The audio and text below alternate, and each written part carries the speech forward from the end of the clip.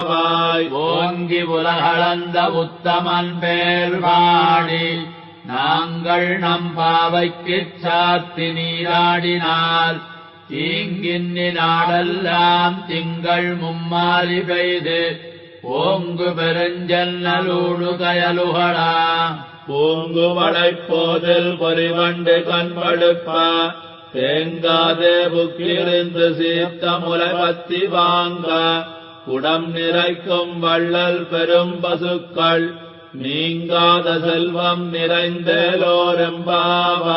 మూడవ పాసురంలో గోదాదేవి కన్నయ్య పూర్వావతారమైన వామనమూర్తిని స్మరిస్తోంది. ఆ కన్నయ్యను ఇప్పుడు నిద్రలేపి కాత్యాయని నోముకు కావలసిన సంబారాలు అడిగి తెచ్చుకోవాలి.